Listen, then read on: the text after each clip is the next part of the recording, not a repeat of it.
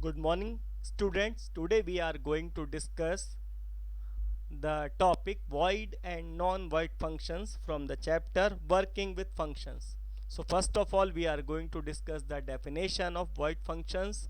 The functions which do not return any value to the called functions are called void functions. You look here in the example, the function named as sum is not returning any value. That's why this is the example of void function. And if we talk about the non-void functions, then the functions which return any value to the called functions are called the void functions. जो functions called function को value return करते हैं उन्हें क्या कहते हैं बेटा, word functions कहते हैं। यहाँ पर देखिएगा def sum A comma B C is equals to A plus B लिखा हुआ है, और इसका जो सम है वो सी में स्टोर हो रहा है और सम को रिटर्न कराया जा रहा है। इसीलिए क्या होगा बेटा, ये क्योंकि रिटर्न कर रहा है वैल्यू को, इसीलिए क्या होगा, ये नॉन वाइड फंक्शन कहलाएगा।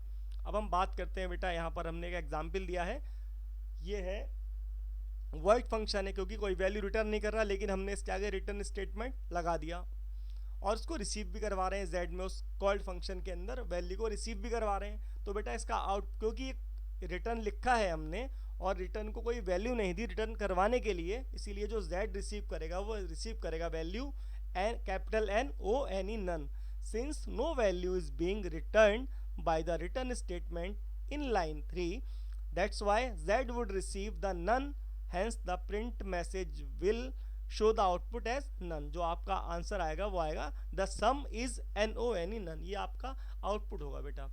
अब हमने इस एग्जाम्पल को और क्लियर करने के लिए आपको एक एग्जाम्पल और दे दिया है। यहाँ पर हमने दो प्रिंट स्टेटमेंट दिए हैं, एक तो दिया है बेटा हमने जो आपका फंक्शन है उसके अंदर, और दूसरा दिया है बेटा मेन प्रोग्राम में कॉल्ड के साथ में। ठीक है, तो अब इसमें क्या होगा, जो प्रिंट स्टेटमेंट ऊपर वाला है उसके अंदर तो जो लिखा है print sum is equals to C, उसमें तो इन दोनों का सम आ जाएगा 10 और 20 का, तो वो तो आपको मिल जाएगा 30, वो तो आपको 30 दिखाई देगा। और जो नीचे जब रिटर्न लिखा है तब यहाँ पर वही कंडीशन पीछे वाली है, रिटर्न होकर कोई वैल्यू नहीं मिल रही, तो जेड में N O N E receive होगा, और जब प्रिंट कराएंगे जेड को तो वो हमें N O N E as output show करेगा। तो इसीलिए हमारे पास जो आउटपुट आएंगे वो इस नीचे दिए हुए हैं, सम इज इक्वल्स टू 30 और the sum is N O N E, ये दो हमें आउटपुट मिलेंगे। समझ में आ गया होगा। आगे देखिएगा बेटा नॉन वाइड फंक्शन, अब ये देखेंगे आप रिटर्न आप कुछ भी करवा सकते हो। हमने क्या करा इसमें, आपको एग्जाम्पल दूसरे तरीके से दिया है, X is equals to input first number, Y is equals to input second number. अब देखिए यहाँ पर क्या है, हम दो वैल्यू रिटर्न करवा रहे हैं, एक तो करवा रहे हैं सम दोनों का, एक दोनों का डिफरेंस। ठीक है, तो कॉल्ड फंक्शन जैसे हमने वहां पर लिखा था Z is equals to sum X Y, यहाँ पर हमने क्या करा, क्योंकि हम दो रिजल्ट को स्टोर वो करवा रहे हैं, सॉरी दो रिजल्ट्स को रिटर्न करवा रहे हैं, इसीलिए हम दो वेरिएबल ले रहे हैं। वहाँ पर हमने केवल z लिया था, यहाँ पर हम p और q ले रहे हैं। p ले रहे हैं दोनों का सम स्टोर करवाने के लिए, और q ले रहे हैं दोनों का डिफरेंस स्टोर कराने के लिए। ठीक है, अगर हम एक ही लेंगे तो बेटा ये टपल बना देगा, पता है आपको। ठीक है, तो देखिएगा जब x में हमने वैल्यू देखिएगा दी हुई है 20 और y में हमने वैल्यू दी हुई है 5। ठीक है, अब ये वापस होगा जब ऊपर जाएगा प्रोग्राम फंक्शन के पास, इसका नाम है S M S B A B, तो जब दोनों का सम होगा तो एक तो होगा 20 प्लस 5 25, और दूसरा हो जाएगा 20 माइनस 5 यानी कि 15। जब वापस आएगा तो p में तो जाएगा दोनों का सम और q में जाएगा दोनों का डिफरेंस, यानी कि p में जाएगा 25 और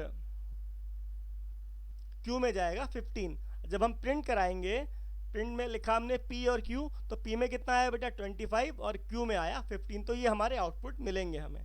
ठीक है, और हम रिटर्न कराने की जहाँ तक बात है तो वहाँ पर हम कुछ भी रिटर्न करवा सकते हैं, हम एक लिटरल भी रिटर्न करवा सकते हैं, वेरिएबल भी, और एक्सप्रेशन भी रिटर्न करवा सकते हैं।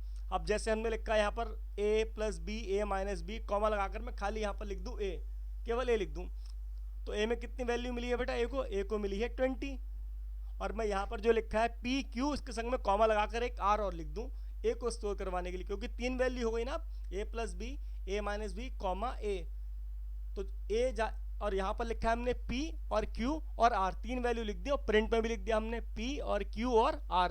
तो P में तो आएगा 25 और Q में आ गया 15, और जो आर है, आर में क्या आएगा, केवल ए की वैल्यू कितनी है बेटा 20 है, तो उसका जो आउटपुट आएगा वो आर में वो दिखा देगा 20। ठीक है, तो मैंने ये बताया कि आप कुछ भी रिटर्न करवा सकते हैं, एक सिंपल वेरिएबल को भी आप रिटर्न करवा सकते हैं। आर तो केवल एक वेरिएबल है, उसके अंदर ए की वैल्यू स्टोर है, तो इस तरह से आप खुद भी करके देख सकते हैं घर पे। ठीक है, चलिए, तो ये आपको मैंने कॉन्सेप्ट समझाया, इसके अकॉर्डिंग आप नोट्स बनाइए बेटा। फिर भी कोई प्रॉब्लम होती है तो आप मैसेज कर सकते हैं। ठीक है, ऑल द बेस्ट बेटा।